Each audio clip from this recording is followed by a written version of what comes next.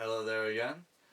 Today, I am doing another comparison video. I noticed that one of my best viewing videos was the PlayStation 4 versus Xbox One in 2021. And that reached over 10,000 views. So thank you guys for all the support and all the comments. And I hope that video helped those of you who can afford a PS4 and an Xbox One. And so after the success of that video, I started thinking, okay, what other comparison videos can I do?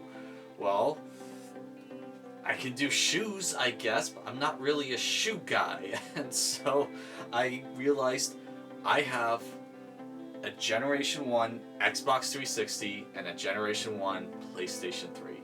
And so I thought I would do a comparison on these two consoles. Now, first things first, you're probably thinking, why are you doing a comparison on two consoles that are not one generation old, but 2 generations old? I mean, this is last gen. This is laster than last gen, which you can't even get more last gen than last gen. No one cares about Xbox 360 or PlayStation 3 anymore.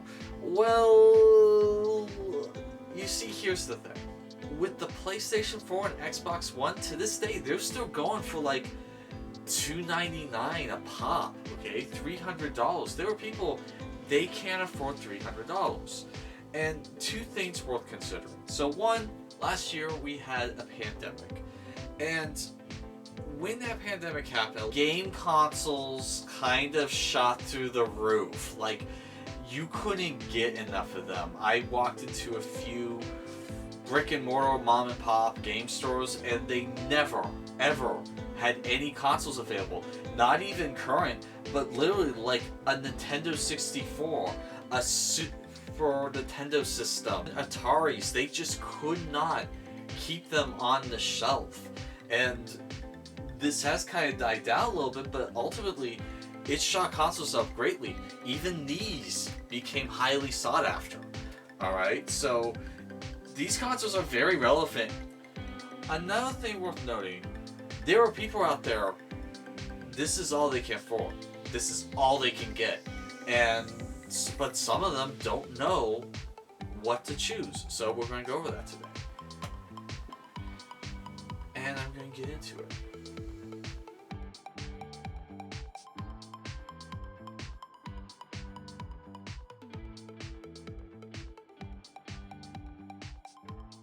So, let's go over the body designs and hardware.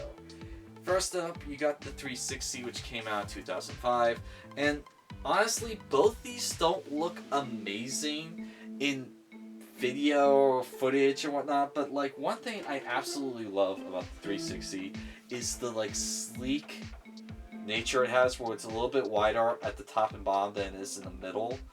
This, honestly, you don't want to use vertically. Apparently it blocks all of the venting down here, and also it can scratch the discs. It's not going to have the disc on its side in this type of disc drive, and it's also easier to tip over. So from what I've heard, just don't do it, and which is unfortunate because I love how this looks vertically. And then this one, the PS3, honestly with the PS3 I thought was kind of ugly, but then seeing it in person, actually seeing it at a friend's house, actually looking at one, it's kind of a nice system, okay? It's kind of gorgeous, and yeah, it does look a little bit like a grill, but I do like how this looks, okay? It definitely looks not normal. It looks kind of futuristic, especially with the silver trim. So, I like the design of this one, and this thing is ridiculously heavy. I cannot stress how heavy this console is. And this thing is shocking. Like, I would not expect this to be this heavy, but it's shocking how heavy this actually is. I mean, I would not say let your kid move this if you were thinking about getting one of these for your kids. No, just this kind of catches you off guard. This one, it's like, yeah, I figured this would be kind of this heavy, and it kind of feels as heavy as it looks, but this one is a lot heavier than it looks. So just, yeah, be warned if you're going for a PS3. Now, one unfortunate thing both these consoles had was really shitty airflow. So let's go over the Xbox One first. The Xbox One kind of had this design where right about here was the heat sink. Basically, you have like these giant fins that the CPU puts all of its heat into, and then you have these two fans on the back here that would suck all the air in out of the system and pull all the air out of the system, but through that heatsink, not a lot of air was getting pulled through by these two fans. So you had a problem with this system overheating, especially in the early days. And then the PlayStation 3 isn't much better. I guess I would say it's a little bit better of a design, but try and guess where the fan is on this thing. Let me tell you. The fan is right here. You know, this area that has no opening whatsoever. So basically kind of how the fan works is it sucks air through all these vents here, through the fan, and then shoots out all the heat through the back here. So there's like an opening connecting to the fan here, and so the fan, instead of pulling in or pulling out, it pushes it off to the side. And apparently that's not the best way to dispense heat, but that's how they decided to do it back in 2006. And yeah, so these did not deal with air flow that well. Now, something interesting about the 360 was that the 360 had these front face plates that you could swap out. They were trying to kind of have it like phone cases. And like I got myself one that was like a black carbon fiber. I actually got it new in the box, which is kind of rare because most of these have been opened. And the downside to these is they stopped making them like in, I would say, 07, 08. Don't quote me on that, but like they didn't produce these through the entire life cycle of the console. And also, another thing is that these have little tiny tabs that hold the doors and springs and whatnot, and like they break so easy. I'd be shocked if you had one that didn't have any of these tabs broken, because they're just really flimsy, poorly made quality. When I first got this, and I took it out of the box, the tabs all, like most of the tabs broke off. Poor design on their part. And so if you have one of these in the case, I would recommend not opening it, because one day you might get a lot of money for that. This also had memory cards, which didn't make a whole lot of sense because these systems started using hard drives. This was kind of the generation when you started seeing hard drives come into play, and it made memory cards kind of useless. And so the Xbox 360S and E don't have slots for memory cards in the front. They only came out with this Generation 1 model, the fat model. They call both these the fat model. They don't seem fat to me. I like to call them the Generation 1 models instead. Now, this initially launched in two versions. This was offered in a core system at $299 and an elite system at $399. And like this console, when it first launched, didn't have Wi-Fi or HDMI. It was just the old red, yellow, white component cables. There was a few, there was something they did where like you could switch a button on one of them so you could do high definition through those old AV cables, but that didn't last very long. And so something you might want to look out for is if you're getting one of these old fat systems, do not get one that doesn't have an HDMI port on the back. I'll get into more specifics of what to look for if you're going to go for one of these in a little bit. But also even this one does not have Wi-Fi.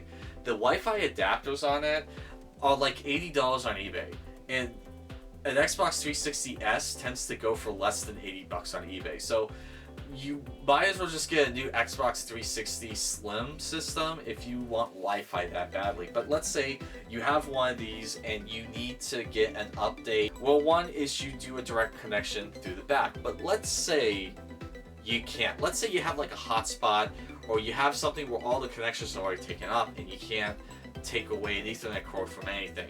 So how do you do it?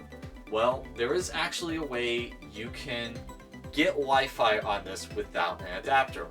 And what you're going to need is a short Ethernet cord and a laptop. Alright, a laptop that can get online. So I won't go into specifically how you can do it, but I have done this numerous times when I didn't have access to an Ethernet cable. Word of warning, the internet will be slower than if you were to actually have a Wi-Fi adapter on here. It's not a replacement for multiplayer, or it's just a fix you can do for getting internet to the system if you want to do some updates and maybe download a couple of smaller games. Now, the PlayStation 3 was a different story in terms of price. It was $4.99 for the 40 gig model, and it was $5.99 for the 60 gig model, which is what I have here. This sucker was $600 at launch, $3.99 and $2.99 at launch, $4.99 and $5.99 at launch. So honestly, you could have gotten two of the cheaper models of this for the price of one of these. In all honesty, this did have a couple more features as launch. So one, this had Wi-Fi built in for most of them. There were a couple of these that didn't have Wi-Fi built in, but for the most part, a lot of these had built in, especially the $600 one. Also, this had an HDMI port on the back. Alright. This had AV cables. This had HDMI. It was also one of the few times you could probably watch a Blu-ray on an analog TV, because most Blu-rays were only HD TVs. You could only watch them on HD TV because of the connection. You needed HDMI. And another thing was this could actually be used as a computer when it launched. Okay, so one of the selling points was like, hey, if you pay $600 for this, you could literally turn this into a desktop computer and do, work on it. So instead of buying a computer and this as a gaming system, just buy this for the computer. You could actually run Linux on this, and a lot of people did that. And because of the advanced technology in here, the cell processor and whatnot, like the military and colleges would buy a whole bunch of these and turn them into supercomputers. Apparently there is a way you can still turn this into a computer even though Sony patched it out. Like you can get like an old patch update and put it on a hard drive and then run this as a Linux computer. I don't know why anyone would want to, other than just for the fun of it. I mean, there are kind of more advanced computers out now these days, but hey, it's something you can do. But yeah, they definitely, when they first launched, wanted to run this as a computer because, I mean, just look at all these card readers. You have a CF card reader, an SD mini SD card reader, and a Pro card reader, which, in terms of gaming, offers nothing. Like, there's no reason why this system needed that. Look at all these USB ports. That was for computers. That wasn't so much for gaming. I mean, there's a couple of things you can do gaming-wise with it, but the USB ports are kind of useless in terms of the PlayStation 3. Like, I wish the 360 had this many USB ports. I really do. Now, both of these systems had hardware failure. Alright? I mean, there was no way I was doing this comparison video without talking about, at the very least, the red ring of death. Also the yellow light of death. So, yeah, both these systems, when they first came out, they ran into system hardware problems because this had the yellow light of death and this had the more infamous red ring of death. I mean, nightly news was talking about the red ring of death, okay? Not a lot of people talked about the yellow light of death. It's like, hey, do you know that PlayStation also is having hardware failure? Like, no one cares. Like, oh, okay. I mean, that's kind of how it felt because, I mean, honestly, be honest with yourself. How many times have you heard of the yellow light of death? Not really, but everyone has heard of the red ring of death. Admittedly, the PlayStation 3's yellow light of death was not as serious as a lot of people thought it was. And in recent years, people who have gone into these systems, who have opened them up, they have found that these like chips, there's like 4 of them, they're super cheap. There are better quality ones out there that are super cheap, and they're really easy to replace. So if you have a PS4, or you know a PS4 that has a yellow light of death, if you know someone who knows what they're doing, or if you know what you're doing, you can easily fix this to be a playable system again. So it was not the death sentence that a lot of people made it out to be. The Red Ring of Death, on the other hand, was. So essentially what happened was, earlier I talked about the way the heatsink was in the console. Another issue with the earlier 360s was they had kind of really shitty soldering, alright, in the board. And so once the system got pretty hot, you would see that soldering melt. With that, plus the poor air evacuation, a couple of other things, like the chips were really big that were getting hot, these systems were failing. And so you're probably thinking, so this is a useless copy, right? Because all of these systems failed, and I mean, there's no way that this is actually working, right? That's where you'd be wrong. So, interesting story about this 360. I got it back in 2014 for $50, and I was not the original owner, and it's worked for me to this day. I literally just had it on before I started playing this video. You're probably thinking, you must be the luckiest guy in the world. No. See, unbeknownst to me when I bought this system is a Jasper. Now you're probably thinking, what is a Jasper? Well, I'm going to go into that with you and the history of the 360 motherboard revisions. Okay, so bear with me. I'm going to try and make this fast. The original models were known as Xenons, okay? They had larger chipsets, like they had a 90 nanometer CPU, they had a 90 nanometer GPU, and they had a 90 nanometer EDRAM card in here. So those were pretty large, and then they had a 203 watt power supply attached to them. No HDMI in the back. And then next you had the Opus, which was the remodel of these. That they basically were the repairs. The Opus were the repairs. So basically they gave it a smaller CPU, they kept the GPU the same size, and they had a 10% smaller RAM card in here as well. Also, it had improved CPU cooler and improved GPU cooler, and it had a smaller power supply of 175 watts. But then you had the Falcon. The Falcon was kind of the next one. By this point, that had an HDMI port in the back.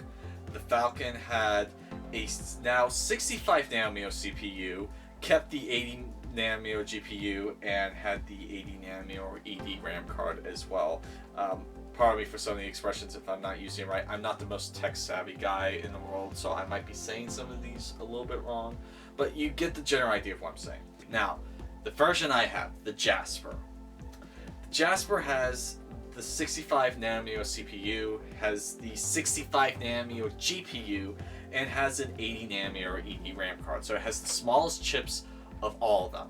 It also has this shroud that they put in there that funnels to the heatsink and funnels to the fans. So when the fans pull on the air, they're not taking air from over here and over here. It's pulling only from the heatsink, and all the air in the console is coming through the heatsink. So it helps cool the console much better. Also, the Jasper had a smaller 150 watt power supply, and it had an internal flash memory of 256 megabytes. Typically, the internal memory was only like 16 megabytes, so this had like over 200 megabytes of internal memory you could put saves on. And so, now you're probably wondering, if you have one of these or you're looking for one, how do you tell if it's Jasper? Because I can't pop it in and see if the internal memory is over 200 megabytes. Well, there's a very simple way you can look. And on the very back, there's a thing that says MFR date. That's for manufacturing date. And mine says June 11th, 2009. Now, any Xbox 360 system that is a fat Generation 1 model that was made after the date, let me read this, October 14th of 2008 is a Jasper. So if your console says 2009, you have a Jasper. And the Jaspers are a very reliable revision of the core fat model. Or if you don't trust these, just get an Xbox 360 S or E. Those had far less issues than these Generation 1 models, although the disk drives were more problematic in the Xbox 360S than they were in this one, apparently. So I just kind of find that funny. PlayStation 3 has a Blu-ray player, and from what I've heard, it has a really exceptional Blu-ray player. Like, I've heard people say, if you take just a standard Blu-ray player and then the PlayStation 3 Blu-ray player, the PlayStation 3 Blu-ray player is pretty good. The video quality's good. Like, it's one of the best Blu-ray players you can get even to this day. I've heard that. This only had a DVD player because during this time, there was a format war going on between Sony and Microsoft with Blu-ray and HD DVD. I'm not going to get into the details of that because there are some really fascinating videos online about this format war. I highly recommend you check them out. I'm even going to put a link to one of them down in the description below because it's a really fascinating video. Now, something kind of interesting is the way games were on this system. So I have a PS3 version of Max Payne 3 and an Xbox 360 version of Max Payne 3 here. Now, funny enough, hardware-wise, in terms of the games, forget about the consoles for a second, hardware-wise, the PlayStation 3 was kind of superior to the Xbox 360. But in terms of software, 8 times out of 10, the 360 was superior to the PlayStation 3. So, let me explain it. So, case in point, I kind of like smaller cases in terms of physicality. And, like, in this one, the case was small, but in terms of the 360, you had more box art. So, like, the lady right here looks like she's pantless, but in reality, she has jeans on. But you wouldn't have seen that on the PS3 cover, because the Xbox 360 box art has more, art on it. So the cases were a little bit small. I kind of like the smaller cases, though, regardless that it has smaller box art. But the reason why, hardware terms, the PS3 has superior hardware in terms of the individual games was because these were on DVDs, these were on Blu-ray discs. Now, the difference between DVDs and Blu-ray discs is DVDs can only hold so much data. You needed 2 discs for Max Payne 3 to fit on Xbox 360, alright? However, in terms of PlayStation 3, you only needed 1 disc because the discs held a lot more information on PlayStation 3. Blu-ray really was kind of an improvement over what you could do with DVD, to the point now that Microsoft, Sony, everyone uses Blu-ray discs now, and they're now even using 4K Blu-ray discs. But the other advantage that Blu-ray had over DVD was the fact that discs, when you picked up a DVD, let's say you touched the outside by accident, set it face down on your couch, put in your DVD player, watched the movie or played the game a couple of times, taked it out, accidentally dropped it on the ground, and then didn't put it in the case properly. By the time you did all that, the disc would be unbelievably scratched up. Now, you do all those same things with a Blu-ray disc, you might have 1 hairline scratch on it, and that's about it. I don't know exactly why or how, but Blu-ray discs are more durable than DVD discs. Now, I'm not saying they're scratch-proof, but they do last much longer and have a better durability rate than Xbox 360 DVDs. Now, because of this, something funny happened. Like, in game stores, I would find, like, a copy of Max Payne 3 for, like, 99 cents, but a copy of Max Payne 3 on Xbox 360 for, like, $5. And it's like, hey, why is this cheaper than this? Well, the answer is, these don't last. And so, when we actually get a decent Xbox 360 copy, yeah, it's going to have a higher value than this, where we have 20 PS3 copies of this Max Payne 3, because the Blu-ray discs last longer. And so, yeah, that was kind of interesting to find out that, hardware-wise, this is the superior product. But that's where the superiority ends. Games ran better on the 360 than the PlayStation 3. So, if you look at the PlayStation 3, at the HD output, video output, there says 480p, which is what's typical for like a regular, like, old big box TV, 27-inch TV that needs the AV cables. And for flat screens, the lowest resolution you'd see for an HD flat screen TV was 720p, and the highest resolution that Max Payne 3 has on PlayStation 3 is 720p. On the Xbox 360, these are all the resolutions that you can run Max Payne 3 at. You can run it at 720p, you can run it at 1080i, or you can run it at 1080p. Now, admittedly, I don't know the difference between 1080i or 1080p, but what I do know is 1080p is much superior than 720p.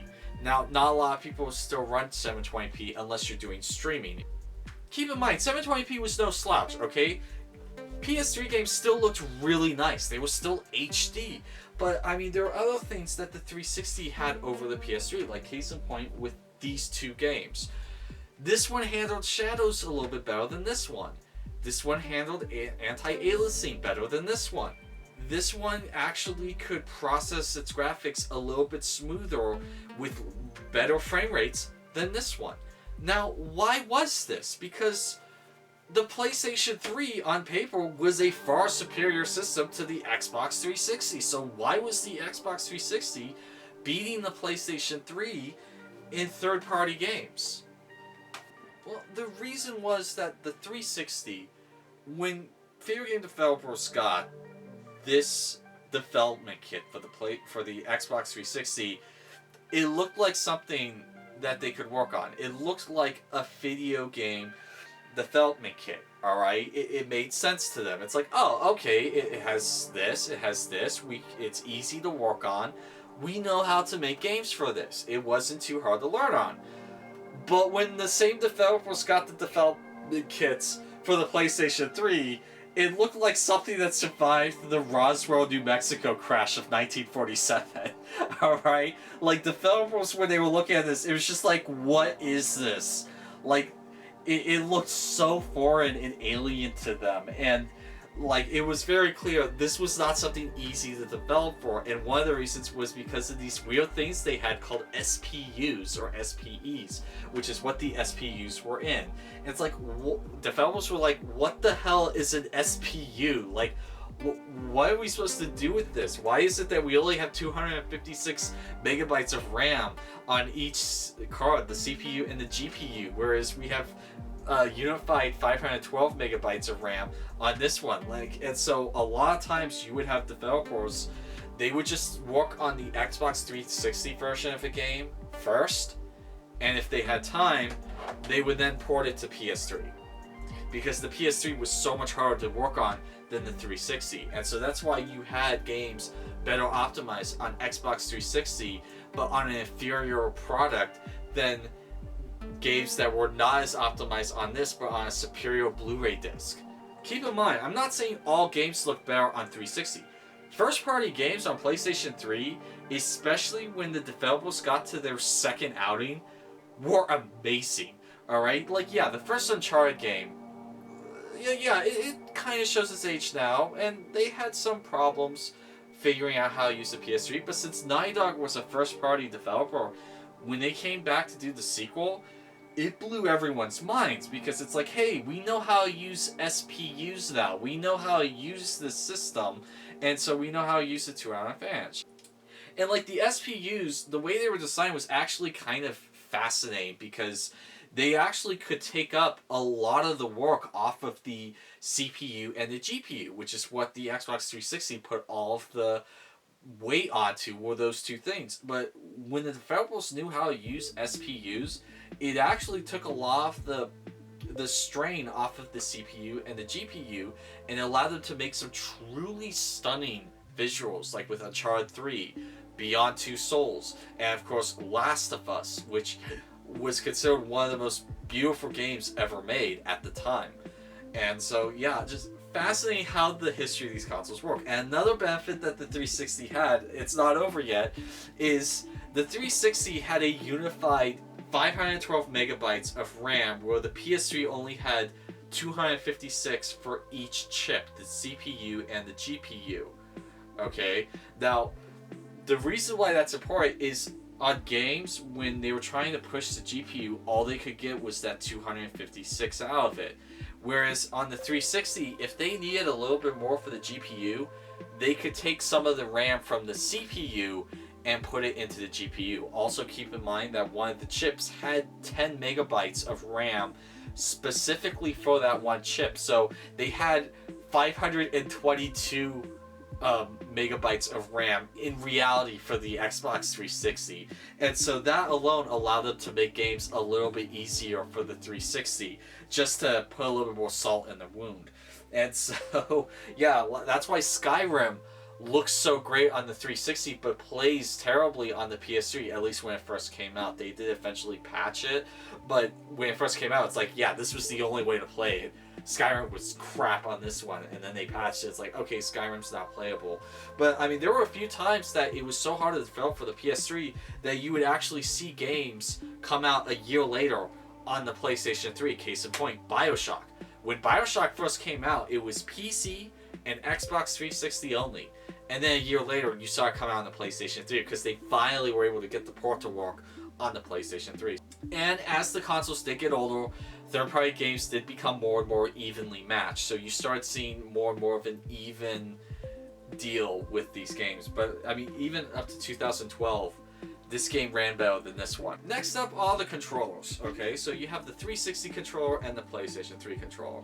And in reality, the 360 controller was really nice. I mean, it fits nicely in my hands. It just overall was a really nice controller. The triggers felt good.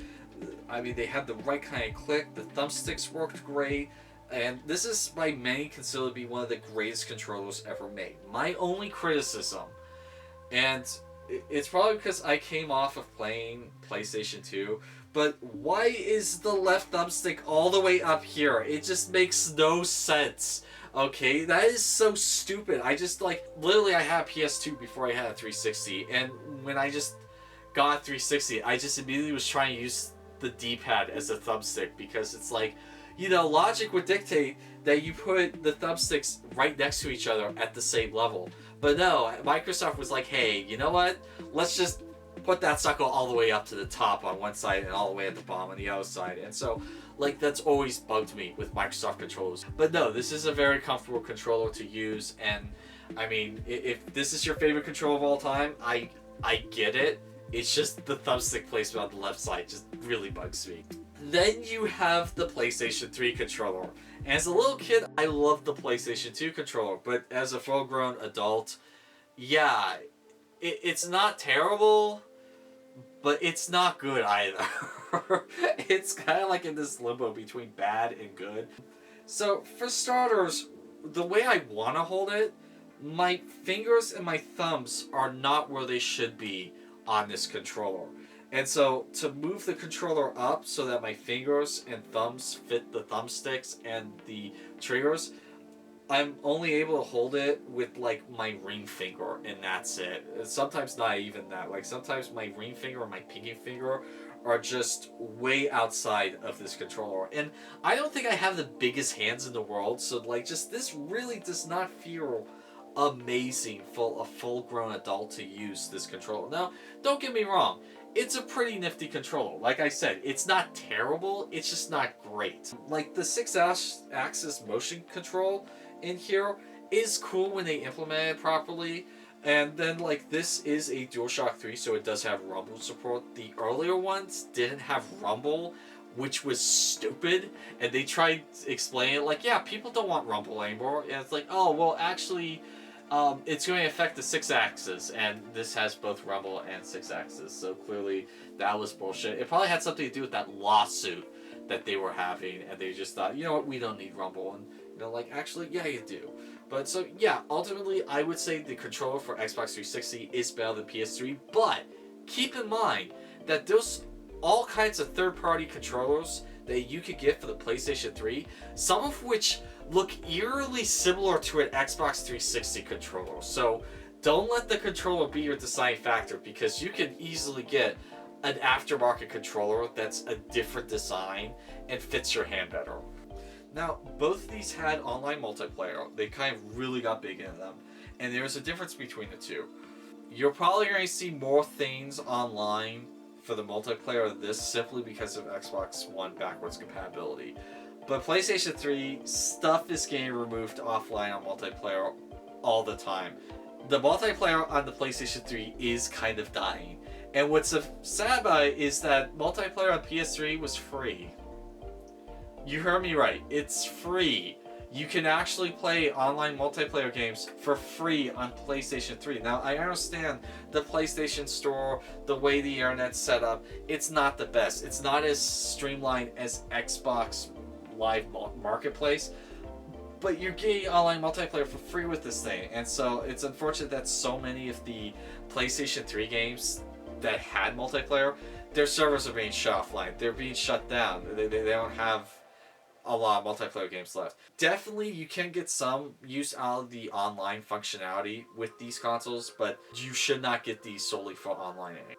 One more thing about the online component that I liked more about Xbox than PlayStation 3 is that in terms of DLC, let's say you pop in Max Payne on the Xbox 360, and you can hit like X, which is the option button on the menu, and it'll bring you to this alternate page where you have these tabs where you can choose, okay, info about the game, screenshots, downloadable content, and so you can look at all this stuff where you can even buy a digital copy. You can look at all the DLC, you grab free DLC, and it's really slick and user-friendly. On the PlayStation 3, you pop in Max Payne 3, and it's like, okay, you can look at the information about what was on the disc, you can look for an update, you can play the game, and that's really about it. If you want any DLC for this game, you're going to have to go into the store, type the title of the game into the store, and then if we still have it on the store, which a lot of PS3 games are not on the store anymore, then you're shit out of luck. And so the way you get DLC on this is worse on this than with this. This is just a little bit more user-friendly and easier to deal with. Okay, so now let's get to how these systems run games. So case in point, half the time PlayStation 3 requires an install for its games. So sometimes it'll say on the back required hard drive space would be like 25 kilobytes. Essentially, it just needs enough space for the save file, okay? Not too bad, especially if you have a limited 40 gig hard drive or one of those really beefy 60 gig hard drives. I said it like that because I was being sarcastic. Or you might have something like Max Payne 3, where the required hard drive space is 5.5 gigabytes. This isn't even the largest game you can get on the PS3, alright? Just, their games, 8 gigs. Some of the later games that required, mandatory installations would be like 15 gigs, 20 gigs. So that alone is going to really eat up any onboard hard drive that these systems have. The Xbox 360, Microsoft stipulated that any game brought to the 360 had to have a pop and play feature or something along those lines. So essentially, you needed to be able to just pop this in and play it. And the mandatory hard drive space you need on this is 256 kilobytes to save the game. That's it. Now, this was kind of an issue for developers because it's kind of hard to make it so that these games can play without mandatory installation. It would really be a lot easier for us if you could do the mandatory installation like they have just unilaterally now on PS4 and Xbox One, PS5, and Xbox Series X. They're just all mandatory installations. But back in the 360 area, Microsoft wanted just a pop in and play aspect, and in some cases that's really awesome. I mean, okay, I get that to help the system it needed to install a lot of its games, but also it read a lot off the Blu-ray. And with this, it was just working on DVD, so they actually had a little bit more issues to deal with the DVDs than Blu-rays. That being said, it is pretty cool that you can just pop in a game, make sure it works, and hey, it works, I'll keep it, I don't have to return it. Now, some of the later games in the generation, especially with late 2013 games, 2014 games, and 2015 games, they kind of all required mandatory installation on the system. But there is something neat about the 360 that you can't really do with the PlayStation 3. And that is, you can force install a game onto the 360. I've only come across one game you can't do that with, but every other game I've come across, you can install the game onto the hard drive, and it takes like 8 to 15 minutes depending on the game. But once it's installed and you hit play, you just need the disk to verify that you own the game. So the disk drive will spin up when you start the game with that eeeeee, but after like half a minute, it'll just die down. This gets us to the memory or the hard drives of these systems. Now, the Jasper already had 256 megabytes of internal memory for like save games, and you can put all your wallpapers in there. Both these games allow you to put on custom wallpapers and themes, and so that's kind of cool. This more specifically with themes than this one, because like the little icons will change as well, whereas this one, it's just a background wallpaper typically. And so, but still, you can have all of them on there. And so, but case in point, I got this with a 20 gigabyte hard drive that was external, a clip-on, and this came with the 60 gigabyte internal hard drive. And so if you're an avid gamer, you're thinking, okay, that's not enough space for having digital games and pre-installing games onto here before playing them, so the disk drive doesn't spin like crazy. And so yeah, you need to expand the hard drives, where this is an area where the 360 clearly beats the shit out of PlayStation 3, because this is how you upgrade the hard drive to the PlayStation 3. So first, you have to buy the right kind of external hard drive, and then you open up this slot at the bottom, right here. Okay? Take that off, you take out the screw, you pull out the hard drive, and then you have to unscrew the hard drive from that little tray, okay? And then you need to make sure that the replacement hard drive is to the right spec. So it needs to be a SAT type of connection.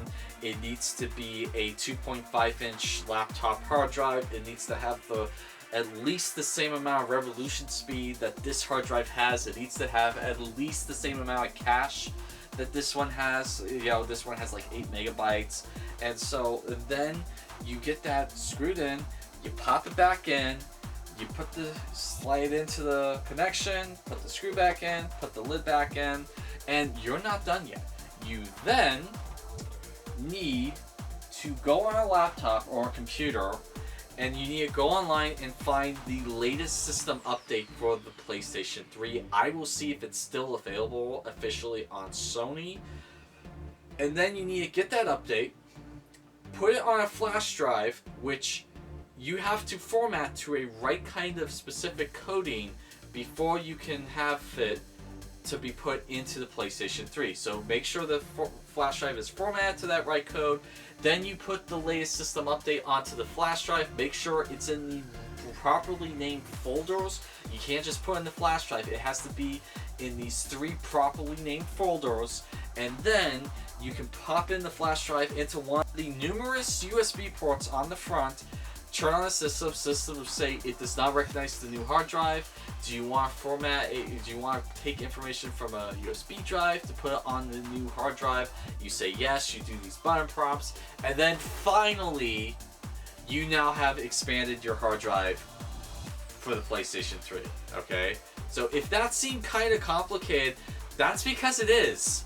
All right. So that's how you expand the hard drive to the PlayStation 3. Would you like to know how you expand a hard drive to an Xbox 360? I'll show you. It goes as complicated as follows.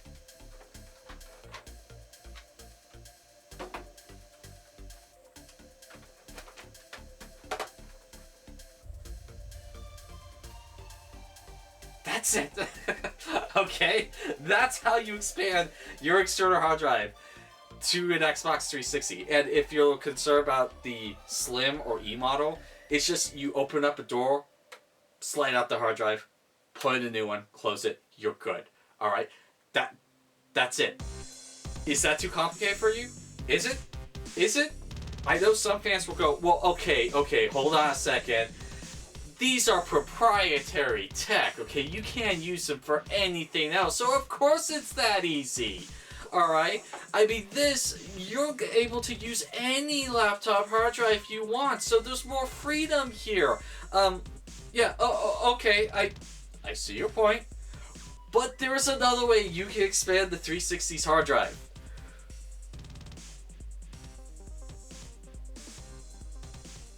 Memory, the little flash drives. Literally, take any flash drive. You can take any one of these little tiny flash drives. You know, the ones you use for any computer. You know, you can take any one. Alright, just needs to be big enough. You pop that in to one of the 3 USB ports on this system. And they'll say, hey, would you like to format this drive so you can save games on it? And you go, yes. And that's all you have to do. This system, in terms of expanding your memory, is so much more user-friendly than this one. This one, it feels like you need a PhD in electrical engineering to be able to upgrade the hard drive for it. Whereas this one, it feels like a freaking idiot could use this and upgrade the hard drive if they wanted to. So yeah, in terms of expanding your hard drive, this is the superior product.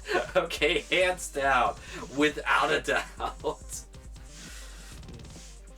Another thing worth mentioning is that this will also accept third-party clip-on hard drives. So like this one is a 320 gigabyte third-party clip-on hard drive that I got from a company in China. It was like 18 bucks. Alright, they normally didn't make them this big. They also offer these in like 500 gigabytes from like overseas. I got the 320 gigabyte to save a little bit of money, and it works perfectly fine. I've been able to store all kinds of 360 games. I only came across one issue, which isn't really a big issue, but I'll mention it in the backwards compatibility segment of this video. Okay, so the next segment is on things that the consoles tried doing to increase their consumer base. And the best-selling console this generation was neither the 360 or the PS3. It was the freaking Wii, okay? like, that was the best-selling console of this generation, this one right here. And, like, Microsoft and Sony, they wanted in on that action, okay? They wanted to get in on that consumer base really hard. So they both went about it 2 different ways. Microsoft went with the more experimental way, whereas PlayStation 3 went with a more traditional, like straightforward, we don't feel like putting a lot of work into it way. Alright? Now the more experimental way was the Kinect. The Xbox 360 Kinect was a really crazy design because the idea was to use this without any controller. So essentially, your body is the controller. Kind of a cool idea, and during the initial, like, hype up to the system and the development of the system, because technically you could say it's just a peripheral, but no, this is kind of its own unique system when you think about it. When they were designing it, it was kind of cool because it was going to have its own processor to allow for, you know, really advanced reading of movements. But when they were developing it, they realized that it was going to cost too much, so they removed that processor and just put in kind of like a lower in quality processor to still help out, but it wasn't as good as some of the earlier dev kits where they were doing, apparently the developers were saying, yeah, we're getting some really amazing movement reading with this, you know, camera system. And so, you know, it came out and it actually was kind of a success. One of the reasons why it was a success is because they bundled it with every new 360 system. And so there's a reason why Kinect Adventures is the best-selling 360 game of all time. And it's not because people were in love with the Kinect. It was because it was literally bundled in with everyone's 360. So, but in terms of, like, socially doing well, yeah, not really. Like, the lineup of games for these, they're fun experiments, but there's really only, like, one game that I'm keeping this for, and that's Marvel's Avengers Battle for Earth. Alright? Like, that's a really fun game to play on this.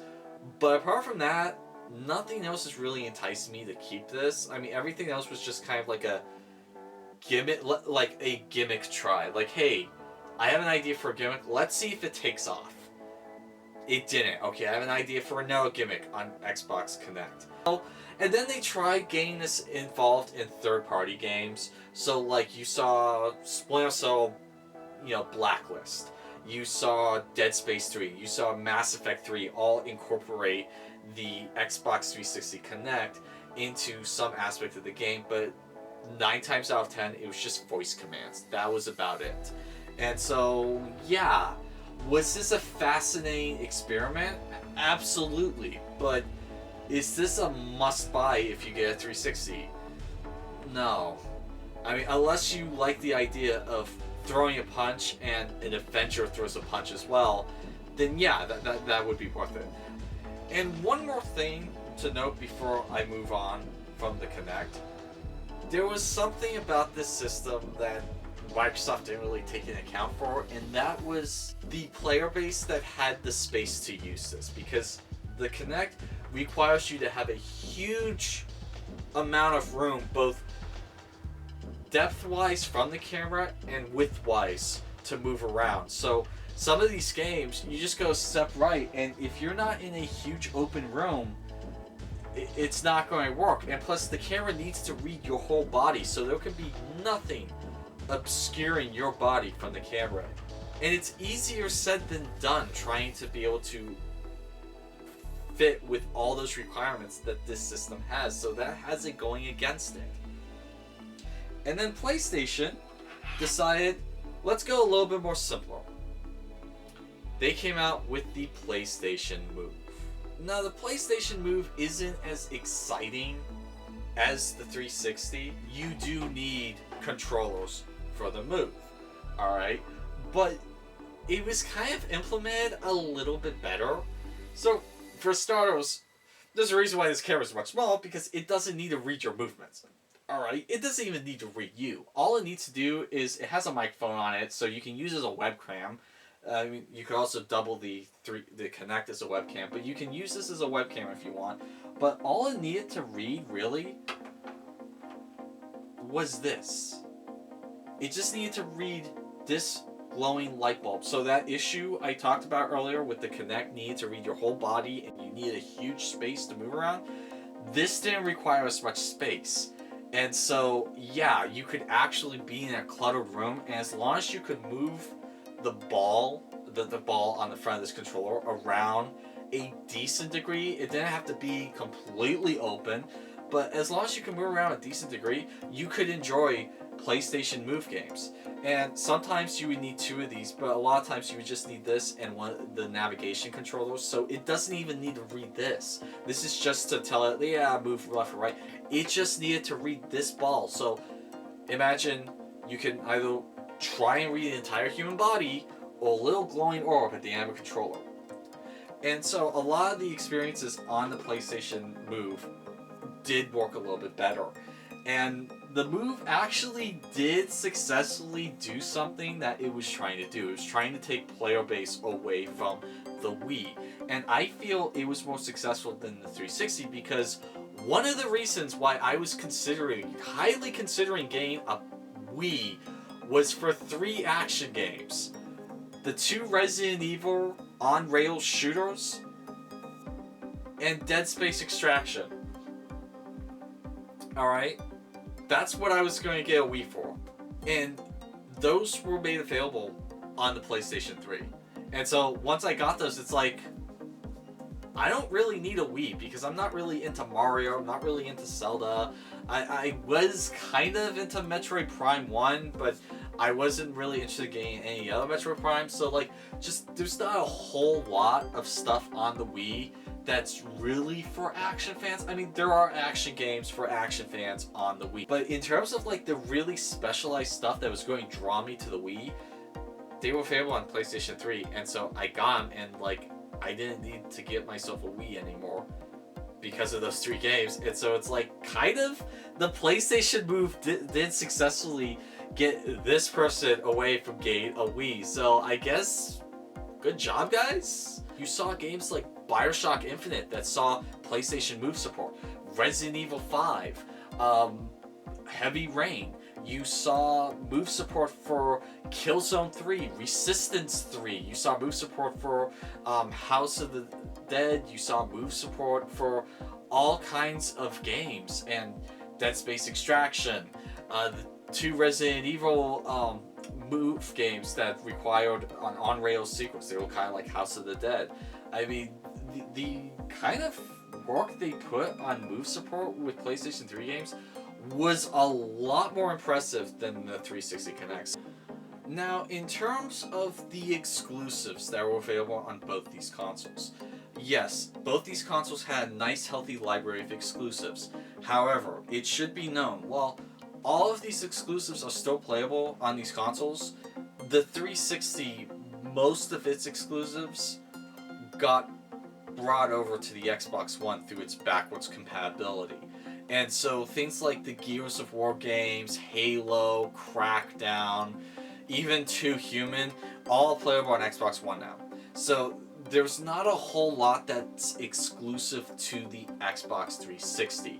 There still are a couple of exclusives, especially Kinect games, but for the most part, if you're getting this for like, oh, I can only play it on a 360, you're going to be a little disappointed because most of the exclusives have since been ported over to the Xbox One. Now, there are still third-party games that have only come out on these 2 systems that you could still really enjoy the exclusive benefit to, and so you still get kind of that exclusivity with this console, but for the most part, a lot of the exclusives have been brought over to Xbox One backwards compatibility, and so it's important to know that. PlayStation 3, on the other hand, is a more unfortunate story, but better if you're getting one. So PlayStation 3 was really hard to design for, and when they moved to PlayStation 4, they couldn't really do backwards compatibility because PlayStation 3 was a very unique architecture, and they didn't want to go through the work of redoing all of these games to bring them over to next gen like Xbox did with Xbox 360 and Xbox Classic. But so because of this, there were a lot of games that never saw remasters on the PlayStation 4 or PlayStation 5. Yes, you did get games like Uncharted, the Uncharted trilogy. It was brought forward to PS4. You saw games like Last of Us. It got a remaster on PS4. But there are so many games on here that are still exclusive to the PlayStation 3.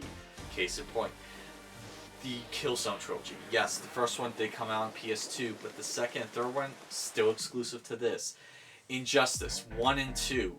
2 really awesome superhero games, plus the Vampire DLC to that game. You have God of War Ascension. You have the 2 God of War double packs that bring forward PSP games and PS2 games. They never brought those forward to the PS4 or the PS5. So those are still kind of exclusive. You have SOCOM 4. You have the Tomb Raider trilogy, which is on other consoles, but they never brought that trilogy forward, so I mean it kind of counts. You have House of the Dead Overkill.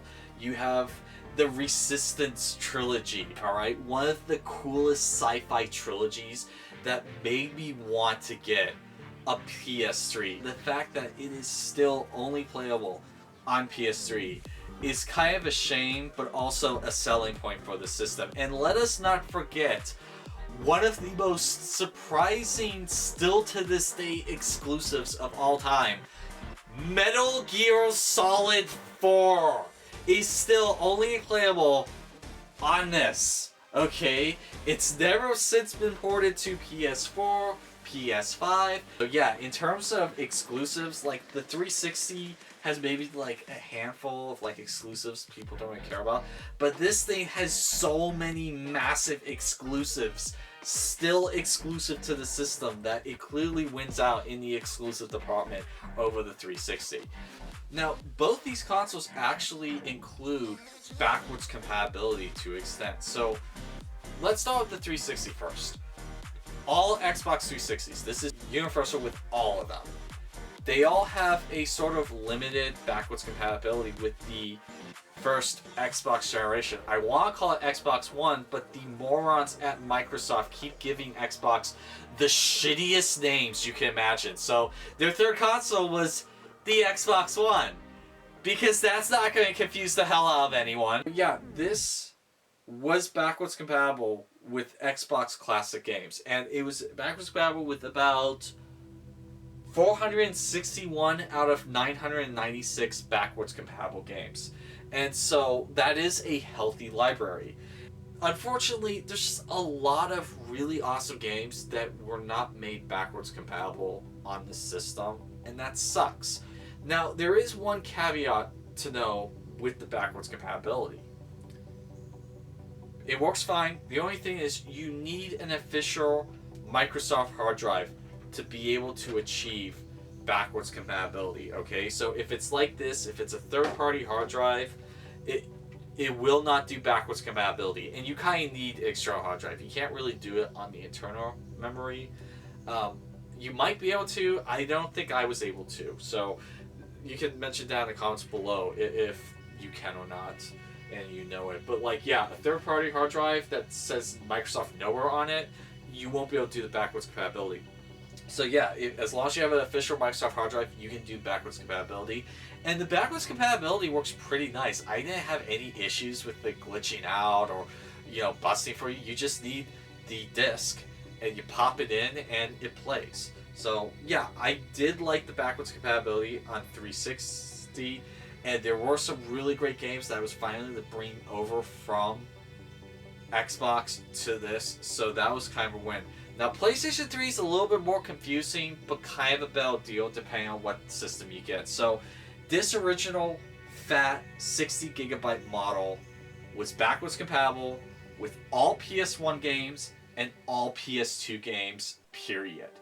Now, this is only available on these older models, like the 40GB fat, the 60GB fat, and I think like a couple of the 80GB fats were backwards compatible with 1 and 2. Now, every single PS3 system is 100% backwards compatible with PlayStation 1 games. Alright? You could be fat, slim, super slim. PS1 games will work on. Only these original fat models, and only the ones that are designated, because there are a couple of these fat models that are not backwards compatible, and people kind of sell them like hinting that they are, and they aren't. Yeah, backwards compatibility is probably a better deal on this model compared to this one. On the Slim and Super Slim, I would say probably not as great as this, because while you do get the entire PS1 library on the Slim and Super Slim, you don't get any of the PS2, and the Xbox Classic backwards compatibility on this is more akin to that generation, and it did have some really great games. Not to mention, some of the backwards compatible games on this were then made backwards compatible on Xbox One. So like the Splinter Cell games, you can play them on here, all the Splinter Cell games, and they have then since been made all backwards compatible on the Xbox One. Backwards compatibility, as cool as it is, if you're kind of like me and you don't need it that badly, you may not want to fish out the extra cost for one of these systems. Just saying. And that leads me to the next point, the price these days for these systems. Now, the Xbox 360, I've seen these go for $20. I've seen these go for between 20 to 40 to 50. I've seen some go for 70 or 80. It just kind of depends on what model it is and what comes with it. If it's a special limited console edition, like a Gears of War 360 or a Halo 360, something that was made to match a video game, those go for a lot. Definitely when looking for one of these, be careful. You want to try and get a Jasper. You want to avoid the original Xenon models. You can tell simply by the fact that there's no HDMI port on the back. Alright, if there's no HDMI port, and if they don't tell you the date on the manufacturing on the back, then probably avoid that one.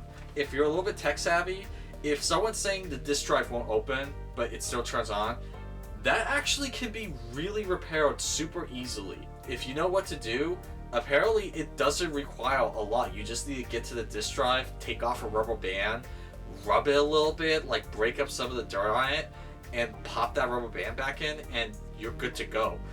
There's a really good video by Spawn Wave on it. and definitely check it out. PlayStation, on the other hand, these kind of go for like 70 to 80 at the cheapest, and I've seen the backwards compatible ones that can play PS2 games go for like $200 to $300. All right, just because it's backwards compatible. I've seen it go for even more, like almost the price of a PS5, because people really want the idea of 2 consoles, 5 generations of games. What's not to like? And so, yeah, it is pretty cool. I have to admit, it's kind of cool knowing that 2 of my systems can play 5 generations of games. Just remember that warning I told you about how backwards compatibility may not be as desirable as you think it would be if everything's super expensive and if you didn't grow up during that generation. If you grew up during the PS3 and Xbox 360 generation, you're going to think that PS2 games and PS1 games look like shit. So, I mean, hey, you might have a different mindset than me, but like, I'm not really interested in any PS1 games. And some really amazing PS1 games have come out, and like, I'm not interested in Silent Hill. I'm not interested in the original Tomb Raider games because I have the Tomb Raider trilogy. I'm just not interested in a lot of PS1 games. So just keep that in mind. But like, these are much more expensive than this, probably because of the fact that it has a Blu-ray player in it that's highly regarded. Probably because it can actually be used as a supercomputer if you know what you're doing. Probably because it has more exclusives to this day than what this used to have. I mean, the exclusives on here are still exclusive to this system.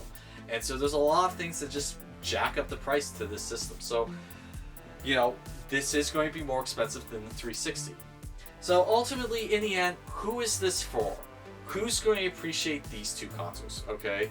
So if you're more tech savvy and you want the 2 consoles, 5 generations of games, if you grew up during the PS2 era and the PS3 era and you just absolutely want the exclusives on here, you've always wanted to play the Infamous series, the Killzone series, Resistance, Metal Gear Solid 4, this console's for you. If you're more tech savvy, like the idea of having to, open up the console to change the hard drive, and you'd like the more spec focused type of interface with the console, you're going to want to go with this console.